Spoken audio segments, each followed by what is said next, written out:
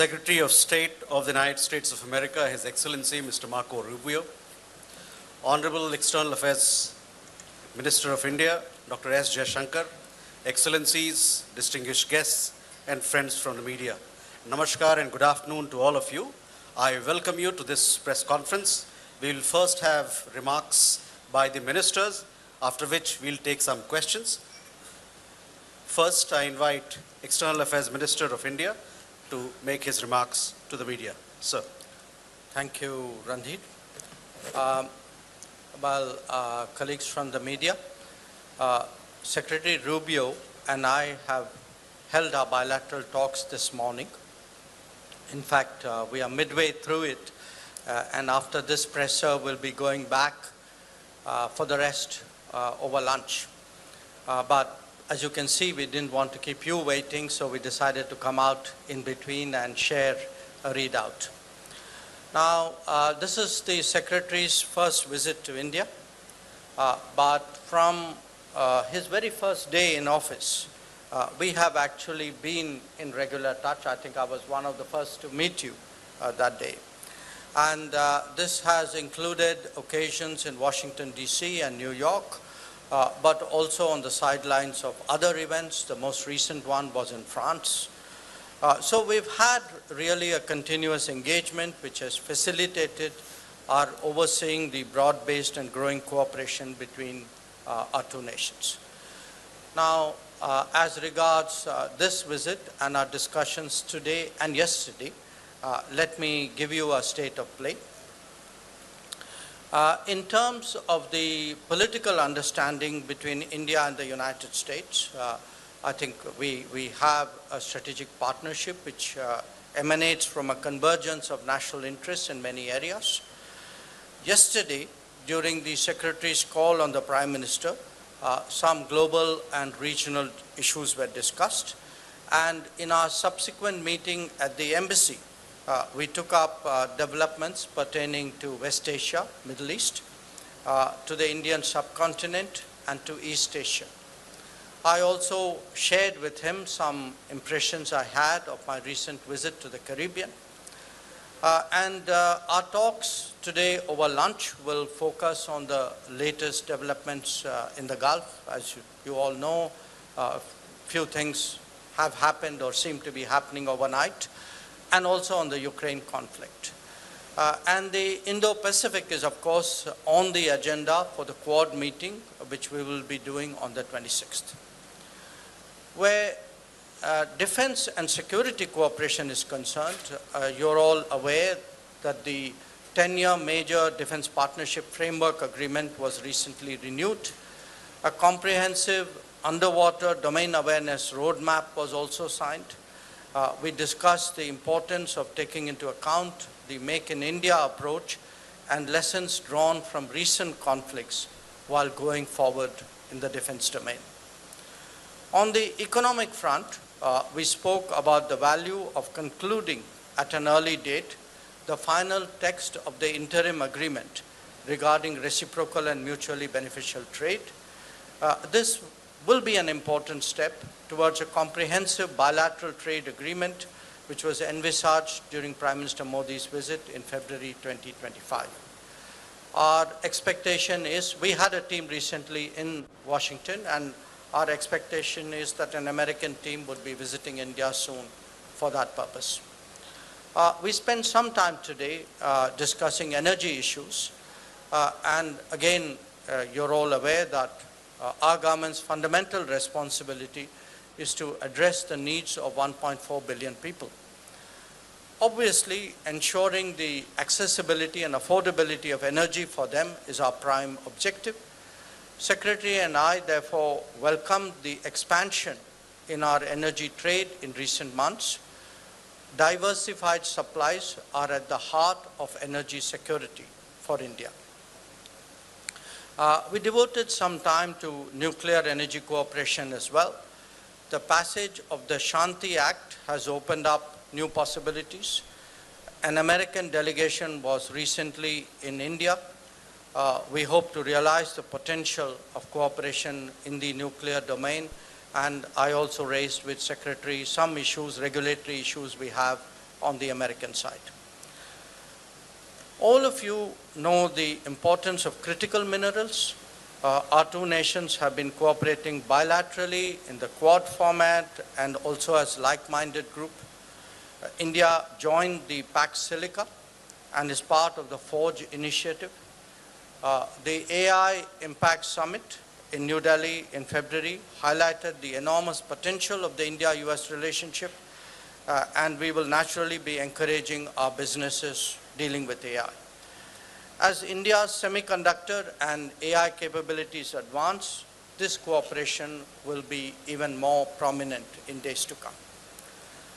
People-to-people ties are at the heart of our relationship. I apprised Secretary Rubio of challenges that legitimate travelers face in respect of visa issuance.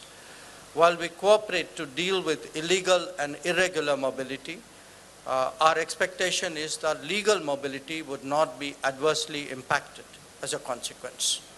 After all, this is very relevant to our business, technology, and research cooperation. Friends, India and the United States have common interests, but they also face shared challenges. Prominent among them is terrorism. Our position in that regard is very clear. It is one of zero tolerance. We appreciate the strong cooperation between concerned agencies of our two countries in this domain. I particularly recognized the extradition from the United States to India last year of a key planner of the 26/11 Mumbai attacks. Our two countries will intensify cooperation bilaterally as also in relevant international forums. We will continue to collaborate closely on countering illegal trade in narcotics. Our discussions, which, as I said, are still ongoing, have covered a range of regional and global issues. So let me state India's broad position which pertains to all of them. And I would make 5 points here. One, that we advocate dialogue and diplomacy to address conflicts. Two, we support safe and unimpeded maritime commerce. Three, we demand scrupulous respect for international law. Four, we are against weaponization of market shares and resources. And five, we believe in the value of trusted partnerships and resilient supply chains to de-risk the global economy. So overall, this has been a very timely visit by the Secretary. I think our discussions have been very productive, and I look forward to hearing his remarks. Thank you, sir. I now invite U.S. Secretary of State for his remarks to the media. Thank you. Well, first of all, thank you for your very warm welcome. And it's been a phenomenal visit already, and it's only been a day, and we have so much more work to do. And it's an honor to be here with all of you in this important visit to one of our most important strategic partners in the world. And I want to highlight that point for a minute. We obviously have relations, and we work with countries all over the world, and we need to, just as India does. And we have all kinds of alliances and partnerships with countries that we work on, sometimes on discrete and individualized issues, other times on broader issues that involve one region of the world or another. A strategic partnership is something very different. It's something much broader than that. A strategic partnership is when your interests as two nations are aligned and you work together strategically to solve those problems. And the list of issues that we work together with India on, the breadth and scope of them, is what highlights the fact that India is an important strategic partner of the United States, one of our most important strategic partners in the world. It begins with the fact of our shared values. We are the two largest democracies in the world. And so obviously that in and of itself begins to align our interests simply because our leaders respond directly to voters and people on a regular basis, which means I have to go back and justify to the American people every decision we make, and the President has to do the same on why it's good for our country, and our counterparts here in India have to do the exact same thing. You have to respond to the people of India about why your partnership with the United States, or your stance on any issue for that matter, is to the benefit of your country. I imagine this is true in every country in the world to some degree, but it is particularly true for democracies. Democracies respond directly to their people, and you have to respond constantly. In democracies, you have opposition parties. You have a free and open media. By the way, you have a lot of media. We have media in our country. You guys have a lot of media, and that means a lot of scrutiny, a lot of attention. But that begins to align our interests immediately because we both recognize and have mutual respect and understanding that every decision we make, every announcement we make, everything we work together on, we ultimately have to go back and justify it to our voters, to our people, the people who put us in these positions to begin with. The second point I would make is that our partnership from a strategic standpoint is not limited to a regional one. Now, clearly there are regional issues in the Indo-Pacific that are important to both of our countries. But the ability, increasingly as we have conversations, we are talking about strategic interests that align beyond simply the region. Whether it's your visit last week into the Western Hemisphere, we have a lot of alignment. Whether it's our mutual interest in what's happening currently now in the Straits of Hormuz and beyond. And then on the topics as well. If you talk about the topics that we have a mutual interest on, both countries are strategic allies on the idea that access to critical minerals and supply chains are an essential issue in the 21st century. The over-concentration of reliance on a single source for anything, particularly things that are vital for our economies, is one of the great challenges of the 21st century. And we are strategically aligned on that topic. On the issue of terrorism, both of our countries have suffered, both directly and indirectly, because of global terrorist networks. There is a strong counterterrorism alignment as a result of that. On innovation and ensuring that all of the promises of new technologies and new advances in the 21st century, all of them come with risks and rewards. Every technological advancement that's made individuals and societies more productive have always come with risks associated with them. Managing those risks and maximizing those benefits is one of the great challenges of the 21st century. And there's a tremendous strategic alliance between our countries and agreement on that point.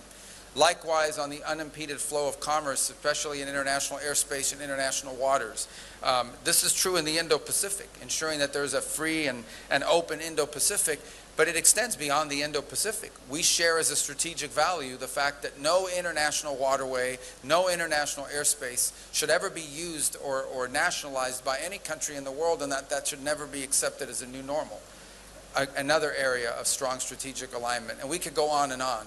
The bottom line is that the opportunities exist to work together because not just our shared and common values and our people-to-people ties, but because our nations are strategically aligned on all of the key issues that will define the new century.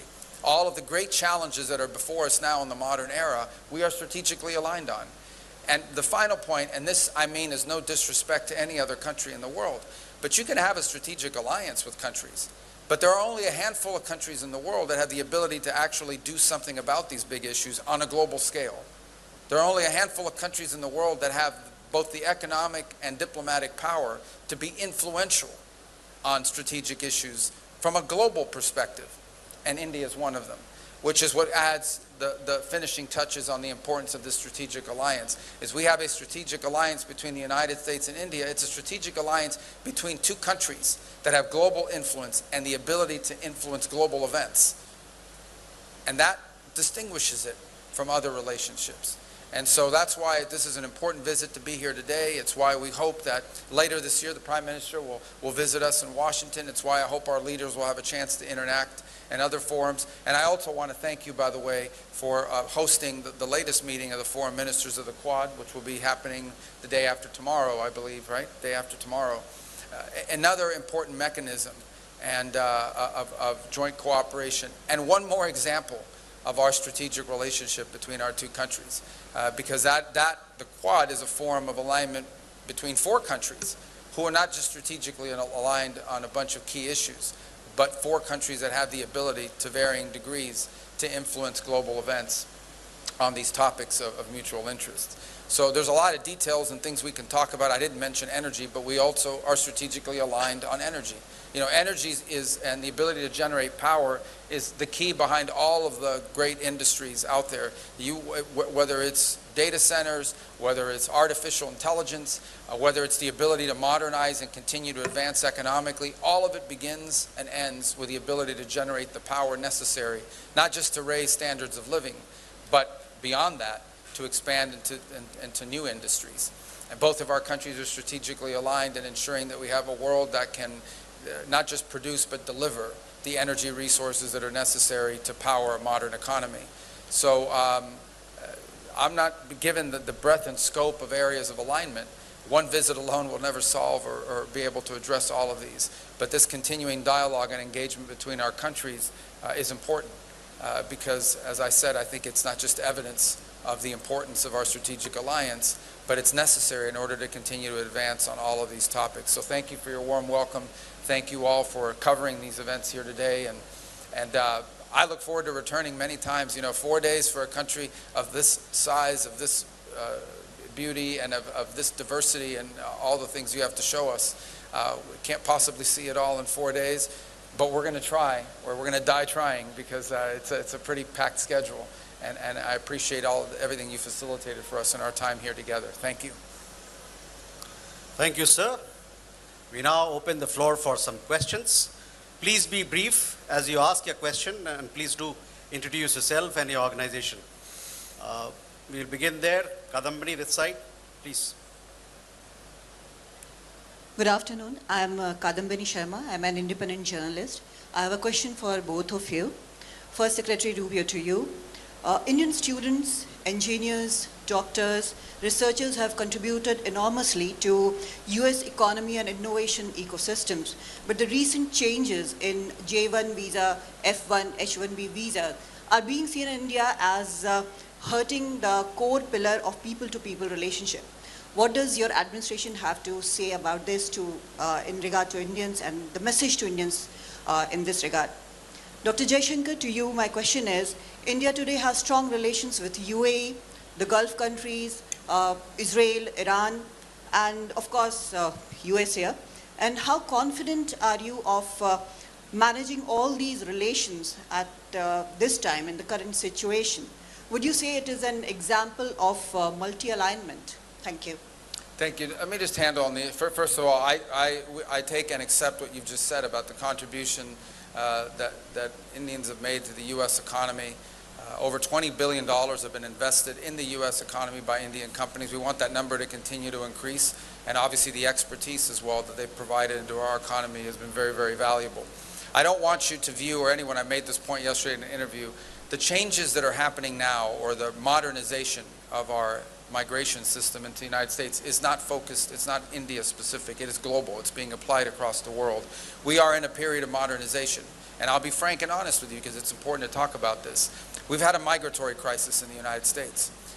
This is not because of India, but broadly, we had over 20 million people illegally enter the United States over the last few years, and we've had to address that challenge. In addition to that challenge, and I think this is true for India, this is true for every country in the world, okay? Everything that you do as a country needs to be in your national interest, and that includes your immigration policy. The United States, I believe, is the most welcoming country in the world on immigration. Every single year, 1 million people, roughly, become permanent residents of the United States and contribute greatly. My parents entered the United States as permanent residents in 1956 from Cuba, and so it's a process that's enriched us. But it has to be a process that's adjusted in every era to the realities of the modern times in which you live. And it's long overdue. So the United States is currently undergoing a process of reforming the system by which we choose how many people come into our country, who comes in, when they come in, etc. Anytime you undertake a reform, anytime you undertake a change in the system by which you admit people, or frankly, anytime you undertake a reform in any system, not just on immigration, there's going to be a period of transition that's going to create, some friction points and some difficulties and so forth. Ultimately, we think when this process is in place, once this process has been modernized, and that's really what it is, we are modernizing the U.S. immigration system for the 21st century so that it is an immigration system that's not just good for the America, but it's also good for the people that are coming. Once we are complete and once we've done the work of modernizing that system, I think we're going to come up with a system, we're going to wind up with a system that's more efficient and even better than the previous system, and in some ways may prove to be even more beneficial than the previous system was to people from India that seek to enter the United States to work and innovate. But obviously there's going to be a period of adjustment along the way. So what I want to leave clear is that the changes, while they may be having a disproportionate impact on a place like India that provides so many high-skilled workers to the U.S. economy, it is not a system that is targeted at India. It is one that's being applied globally. But we're in a period of transition, and like any period of transition, there's going to be some some bumps on that road, but we think ultimately our destination is going to be a better system, a more efficient system, one that works better than the one that we had in place previously, and more sustainable, by the way. Your question on the Iran Gulf, the conflict which is going on. Well, look, India would be one of the very few countries who has very good relations, very strong relations with the United States, with Israel, with Iran, and with the Gulf countries. So we have, and we have real interest there. So for us, the challenge in this situation is how to maintain all these relationships, how to protect our equities, how to advance our interests. And we don't look at it as a zero-sum game. We have to manage and actually take care of all these accounts. So having said that, I would say there are some general principles by which we would approach this region. Obviously, we want peace and stability in the region. Two, for us, the welfare, the well-being of the diaspora is crucial. Three, we want to see energy prices go down because we are a very big importer of energy and much of it comes from that region. Four, as I stated in my remarks, we very much are in favor of safe and unimpeded maritime commerce through the region. And what we want to see is really the markets open up there. We don't want to see constraints. So these would be the principles with which we would approach that region. And in a way, of course, every situation is unique. But I think we will find increasingly in the world that there will be conflicts or difficult situations where India, because our interests are growing, we have relationships with all the parties involved. I mean, we are seeing this in the Ukraine conflict as well, where we have, very strong relations with Russia, we have it with Europe, we have it with Ukraine as well, we have it with the United States. And then the question is, how do you manage them, all of them? So in that sense, yes, it is multi-alignment because today's India has that range of interests which require us to manage multiple accounts. Thank you, sir. Sir, if you allow, we can take a group of questions together. Sure. That way we'll be able to cover more. Can we go here, Siddhant, please? Hi, sir. I'm Siddhant from WION. To Secretary Rubio, my question is on technological partnership. How do you see India as a trusted technological partner? The second question is on energy and critical minerals. Once your visit is over, what will be the key outcomes when it comes to these two aspects? And thirdly, there have been a lot of racist comments coming from United States against Indians, Indian Americans. Now, this goes against the basic premise of India-US relationship. So what's your take on that? Yeah, what's your third question? On a lot of comments, racist comments coming from US. That, of course... Who made those comments? We all have seen those comments, sir. We have seen endorsement of those comments. Which ones?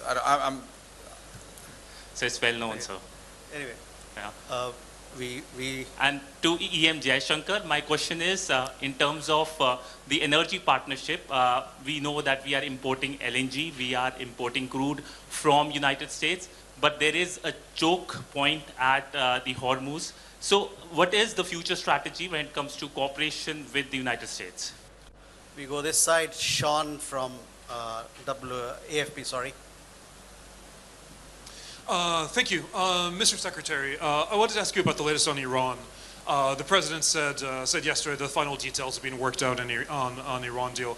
Can you tell us what the status is now? As you've said many times, it should go back to the status quo ante on the Strait of Hormuz. Are we confident that this deal would do that? And then taking a step back, we've seen from this war, if it's going back to the Strait of Hormuz, we've seen thousands of people dead in Iran and elsewhere. We've seen billions of dollars spent. We've seen some alliances rattled by this, global energy prices rising and global economic shocks. Was this war worth it? And to the External Affairs Minister, you mentioned at the beginning the strategic convergence. Can I just ask you about the Iran war in particular? Was that, did that meet the interest of India? And also the role of Pakistan. Pakistan's playing a very strong role with the United States right now. Does India have any concerns about that? Thanks very much. Thank you. We'll take one more question from this side. Vega from WSJ.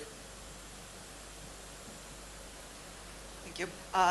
Secretary Rubio, some of Trump's own allies, Mike Pompeo, Lindsey Graham, and Ted Cruz, are warning that the deal that is taking shape could give Iran access to more money while leaving it with leverage over Hormuz and deferring the nuclear issue.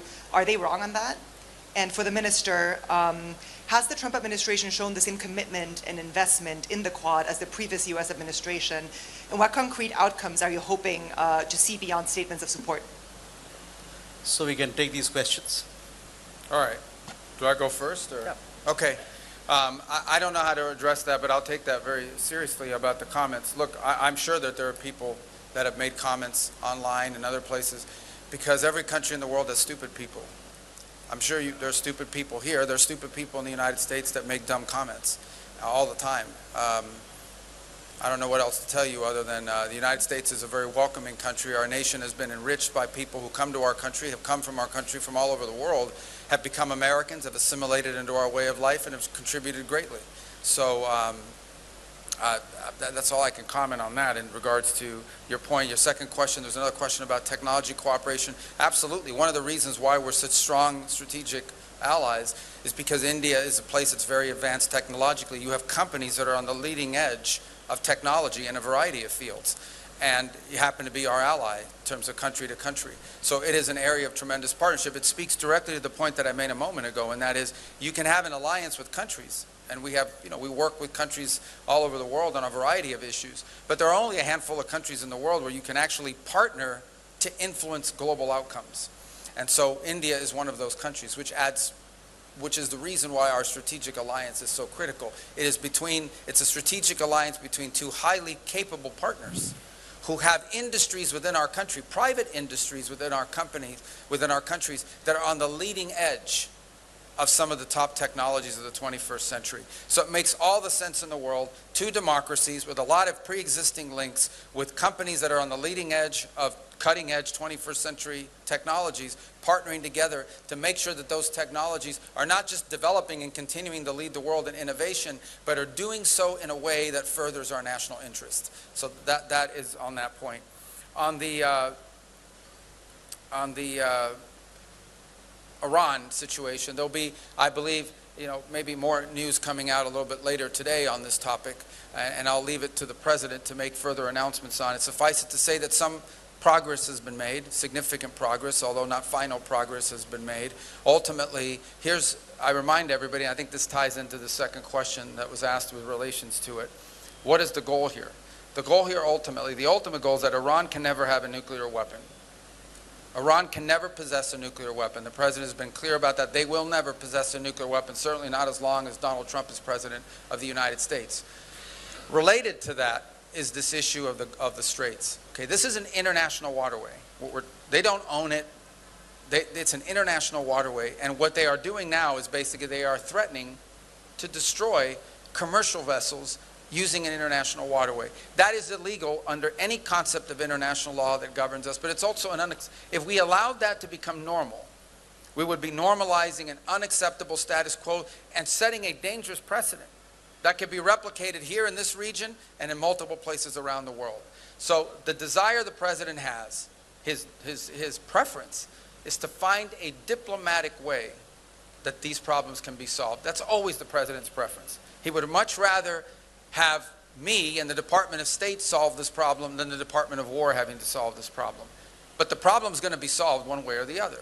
So we've made some progress over the last 48 hours working with our partners in the Gulf region on an outline that could ultimately, if it succeeds, leave us not just with a completely open straits, and I mean open straits without tolls, and with addressing some of the key things that underpin what has been Iran's nuclear weapons ambitions in the past. So we think we've made some progress on the outline of something that, if it works, could give us that outcome. Obviously, that will require full Iranian acceptance and then compliance, and it will require some future work on negotiating the details. When you're talking about a nuclear program, as an example, these are highly technical matters and ones that would probably need to be addressed over some period of time. On the issue of benefits that they could get from it and whatever domestic criticisms there may be, I don't think anyone's been tougher on the Iranian nuclear ambition than President Trump. Understand, okay? Again, I don't know what some of these individual comments have been from different sectors of our politics in the United States, but I will say this, there is no one who has been stronger on this issue than President Trump. Okay. Multiple political leaders, multiple presidents of the United States have all said the same thing. Iran cannot have a nuclear weapon. The only one who's tried to do anything and has actually done anything about it in a real way has been President Trump. So his commitment to that principle that they'll never have a nuclear weapon shouldn't be questioned by anybody. And the idea that somehow this president, given everything he's already proven he's willing to do, is going to somehow agree to a deal that ultimately winds up putting Iran in a stronger position when it comes to nuclear ambitions is absurd. That's just not going to happen. But our preference is to address this through a diplomatic means. And that's what we're endeavoring to do here. I think we've made some progress. I'm always cautious when I say that because you can agree to things on paper, they actually have to be implemented. You can agree to things in writing, and then you actually have to go out and do it. And, but I do think perhaps there is the possibility that over the next few hours, the world will get some good news, at least with regards to the Straits and with regards to a process that can ultimately leave us where the president wants us to be. And that is a world that no longer has to be in fear or worry about an Iranian nuclear weapon. And so I do think there's some good news on that front, but not final news on that front. But perhaps a little bit later today we'll have more to say. But you know, some progress has been made. I don't want to downplay that. But I also want to caveat it by saying we still have some work to do. We'll see. Okay, the first question about energy choke points and what's happening between us and the US on energy. Well, I think as I mentioned, there's been actually a very significant uptick in our energy imports from the United States. It's not new. It started out many years ago, but I think it's really picked up in the last year. And where India is concerned, look, this is an era of de-risking, and probably energy more than anything else requires de-risking. So a big country, if you are to do de-risking, looks at multiple sourcing. And for us, the United States has emerged as a very significant and reliable source of energy, as indeed have some other countries. So the way we will deal with the current situation in Hormuz, and frankly going forward as well, which is to diversify our energy sources, because that is at the heart of our energy security. And that is why we feel strongly that the energy market should not be distorted, they should not be constrained. It is important to keep energy prices down for global growth. Regarding your question on the Iran war, in fact, it flows in a way from that answer. Sure, I mean, at this time, where India and the United States are concerned, we both have a very strong interest in ensuring that there is safe and unimpeded maritime commerce.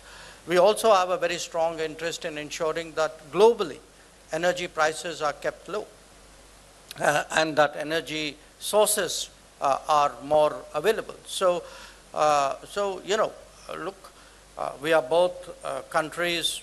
Obviously, each one of us has our own national interest and policies, but partnerships and relationships are built on, what you share, and clearly, in this case, safe and unimpeded commerce and predictable, affordable, accessible energy sources are two very important meeting points.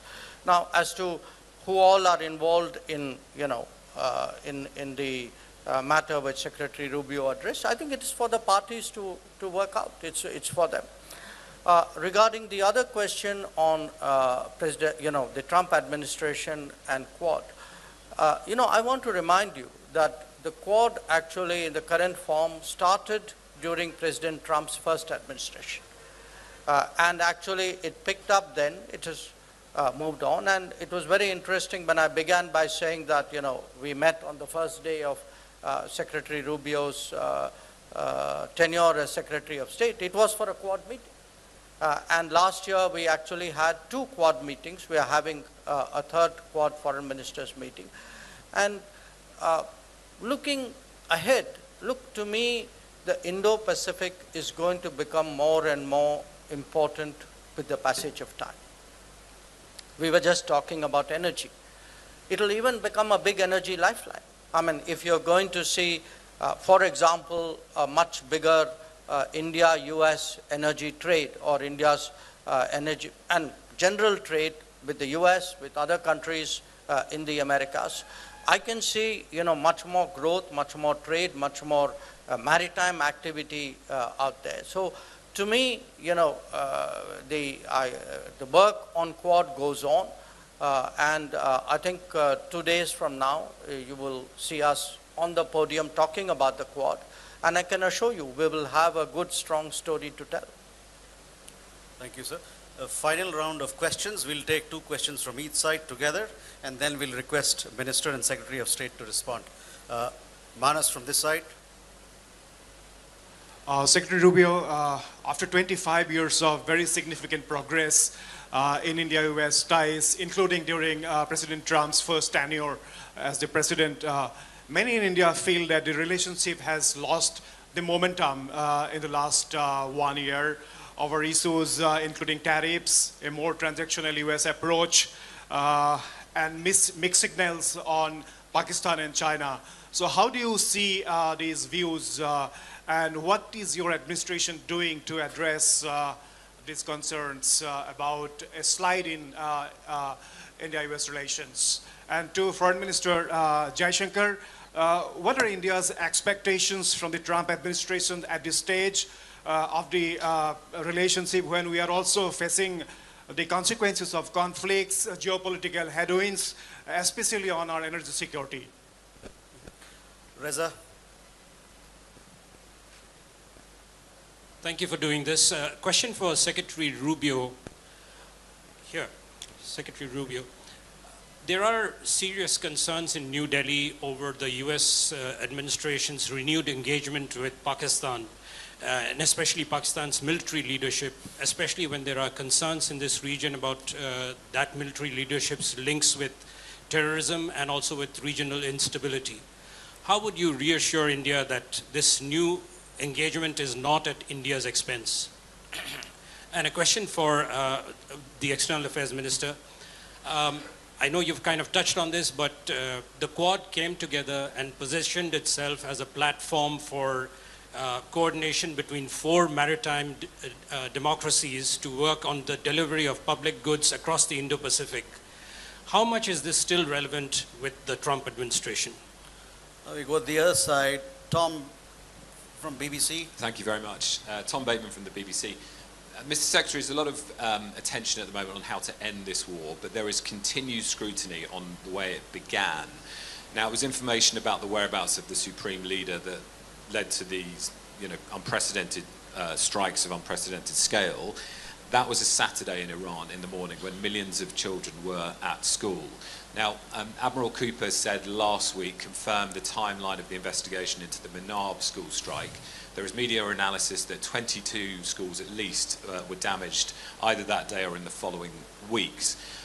What do you say to those who will accuse the administration of unleashing a reckless action because of when this war was begun?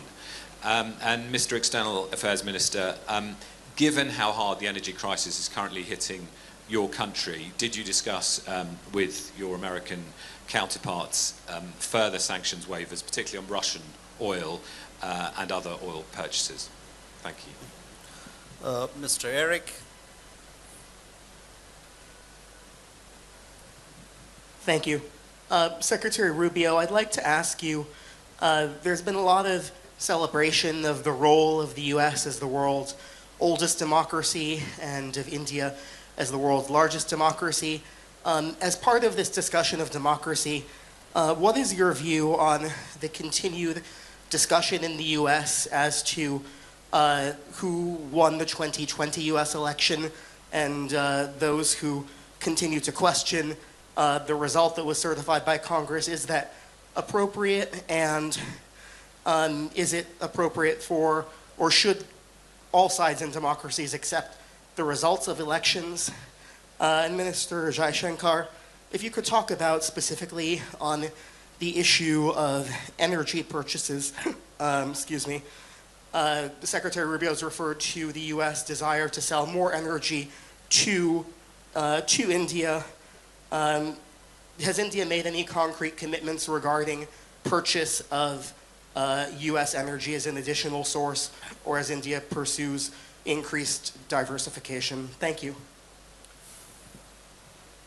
So we can take these questions. Okay. You want to start with me? I think I wrote them down. So, all right. On the U.S.-India relationship has not lost any momentum. I understand why some people might say that. I mean, I don't understand, but I understand some people say that, but I don't see it or view that in any way, shape, or form. The reality of it is you have a new administration that came in.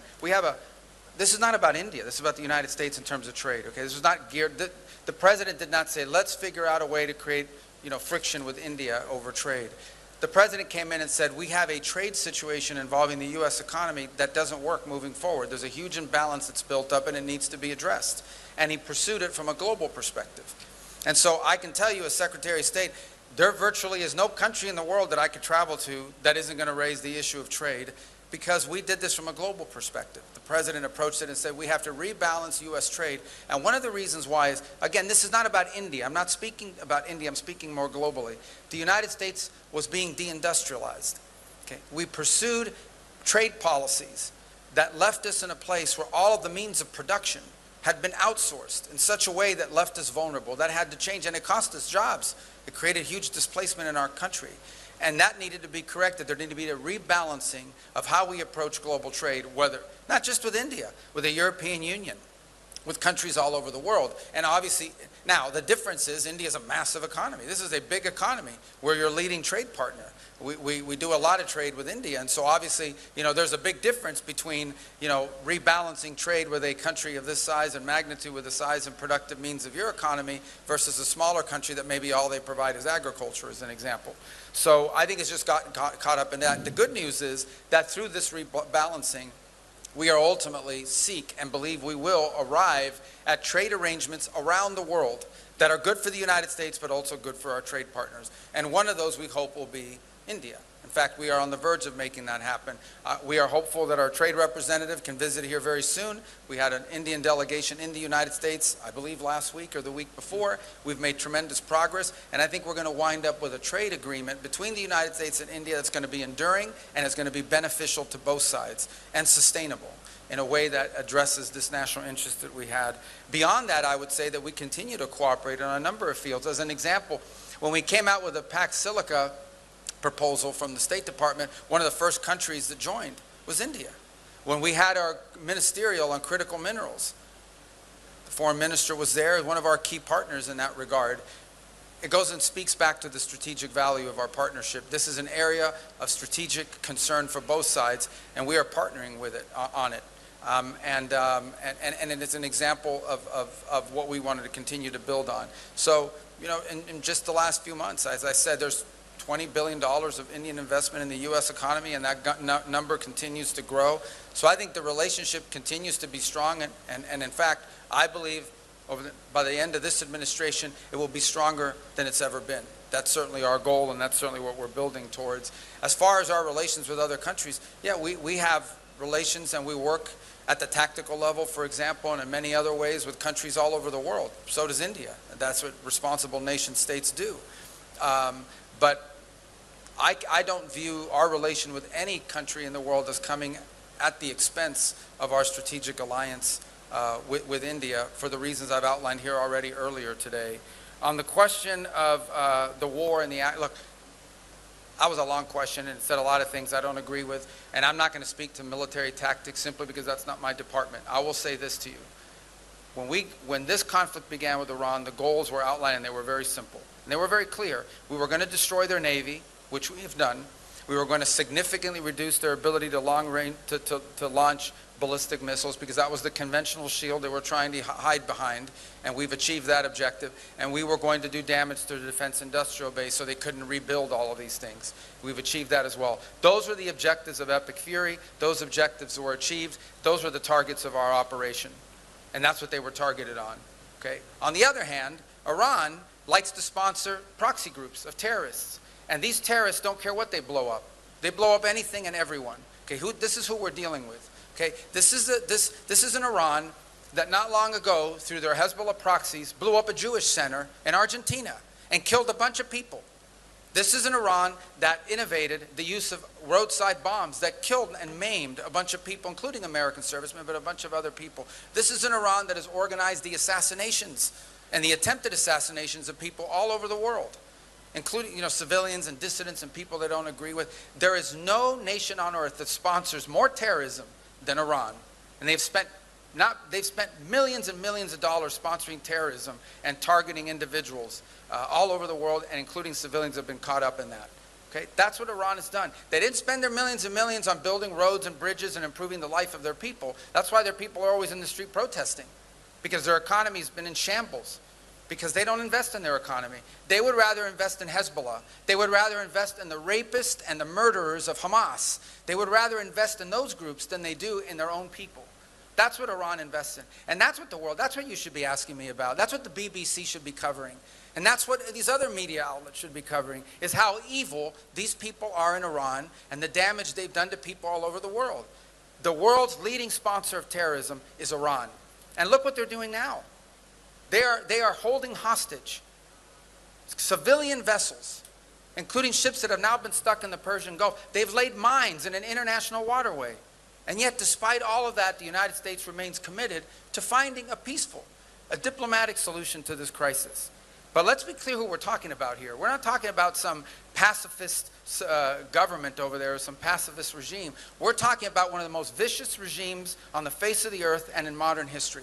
That's what we're dealing with. And we were going to take away their missiles. We were going to take away their ability to make new ones. And we were going to wipe out their navy. Imagine if they had a real navy. What they have now is a bunch of small little speedboats that can lay mines and harass vessels. But they used to have a navy. Now that navy resides at the bottom of the ocean.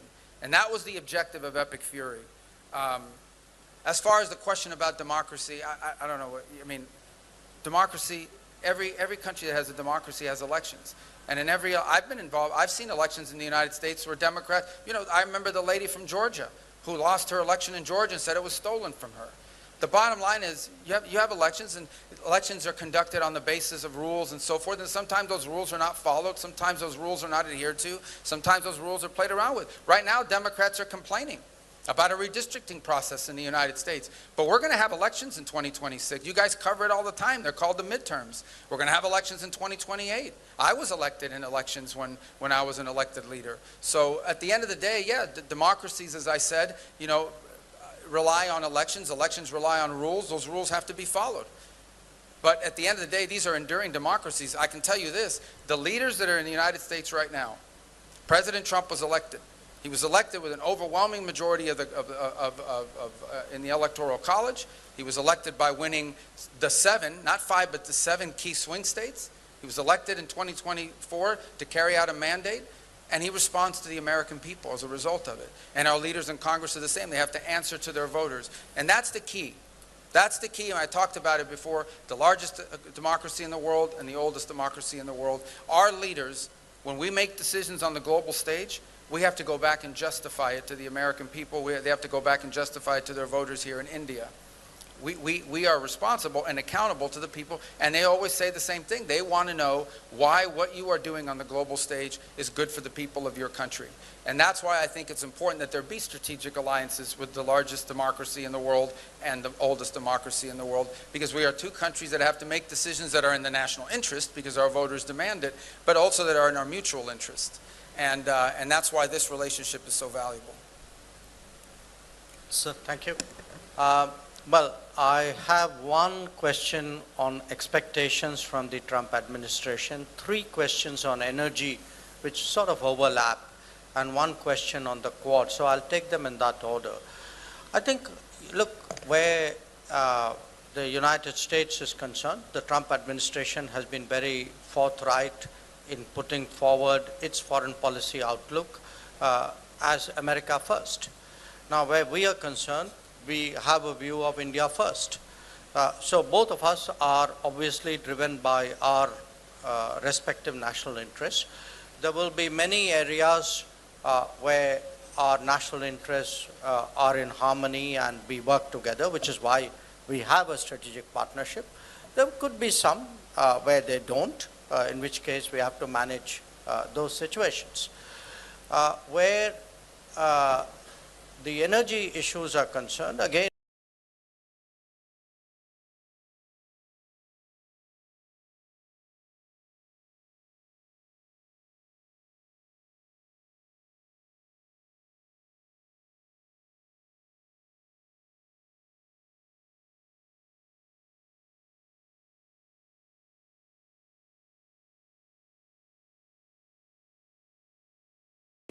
look, I want to say for our energy security, it's important we have multiple sources, large sources, dependable sources, cheap sources. So, the United States, because that was the first question, fits the bill in many respects. So do some other countries. So we will continue to diversify and maintain multiple sources of supply at the most reasonable cost, because at the end of the day, we have an obligation to our people to provide them energy at affordable and accessible rates. Now, what we don't want to see, we don't want to see energy markets distorted. We don't want to see energy markets constricted, because it has a cost implication. So the question which was asked, did we discuss that? Yes, we discussed that. And, I certainly expressed the Indian point of view that, we strongly believe that energy markets should be left, to the market. Where the Quad is concerned, I'm glad you used the word maritime democracies, because both terms, I think, are very relevant. We are doing a lot with each other because we are maritime powers, and I see that growing. And we are doing a lot with each other because we are democratic powers who have a certain way of doing things, who have a certain belief system, who have certain practices. We are market economies, we are open societies. We want business to be conducted and life to run on the basis of international law and market practices. So for us, particularly in the Indo-Pacific, which, as I've already stated, I see as gaining in importance in salience in the coming days, it's very important that the Quad cooperation as maritime democracies continue, and that is exactly what you will see 2 days from now. Thank you. Thank you, ladies and gentlemen. With that, we come to the closure of this press conference. Thank you very much for your participation, and I thank Secretary of State and External Affairs Minister for their presence. Thank you, sir.